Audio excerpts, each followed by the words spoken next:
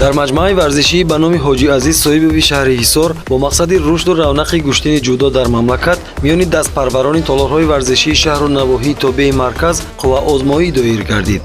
маҳорати гӯштингирӣ дар риштаи ҷудо барои варзишгарон дар вазнҳои 66 ва 81 килограмм баргузор шуд. варзишгарон муҳаммад Аюб Мирзозода ва Маҳфузулло Рӯзиев аввалин шуда рӯи майдони кабуд баромаданд.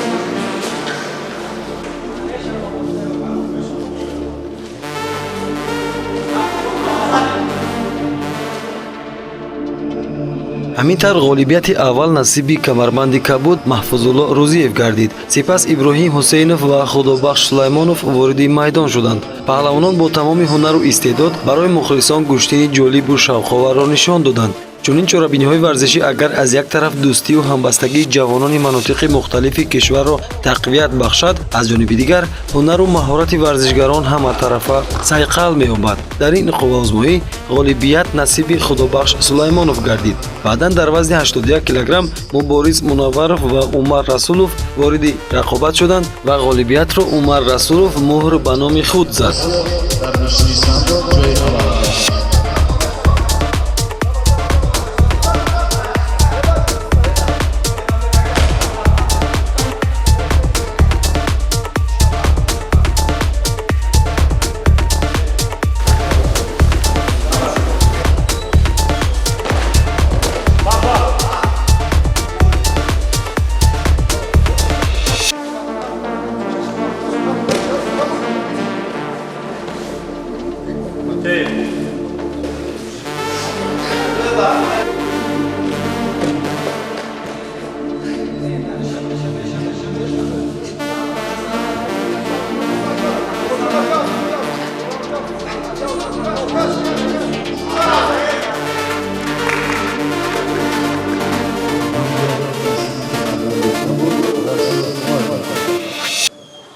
Сорбон Сулаймонов ва Умар Расулов дар вазни 81 килограмм ба майдон баромаданд. ҳадафи асосии қувваозмоиро масъулин дар рӯҳияи ватандӯстӣ ба камол расонидани насли ояндасози ҷомеа, арҷ гузоштан ба арзишҳои милливу таърихӣ, тарғибу ташвиқи тарзи ҳаёти солим, мустаҳкам намудани риштаи дӯстӣ байни варзишгарон, баланд бардоштани маҳорати касбии паҳлавонон ва муайян намудани варзишгарони бо маҳорат арзёбӣ карданд.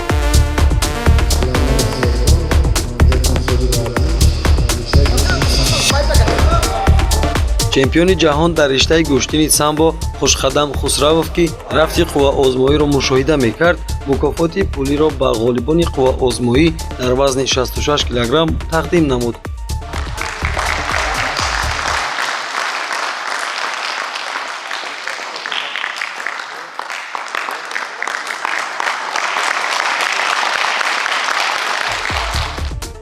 ғолибони қувваозмоӣ дар вазни 81 килограмм мукофоти пулиро аз дасти Собирҷон Сулаймонов, устоди варзиш, сармураббии гӯштини самбои наврасон қабул карданд.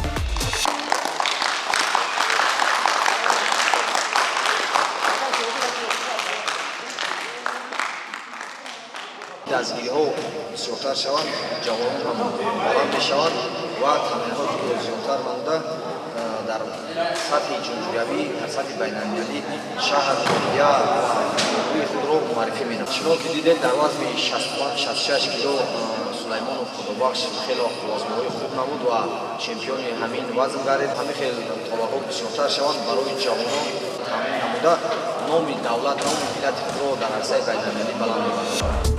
маҷмӯаи варзишӣ ба номи ҳоҷӣ Азиз Соҳибов воқеъ дар деҳаи Мортепаи шаҳри Ҳисор дар заминаи сиёсати варзишпарваронаи пешвои миллат муҳтарам Эмомалӣ Раҳмон баҳри сазовор пешвоз гирифтани ҷашни 30-солагии истиқлолияти давлатӣ ва бо мақсади ҷалби ҷавонон ба варзиш ва тарзи ҳаёти солим моҳи августи соли 2020 мавриди баҳрабардорӣ қарор гирифт.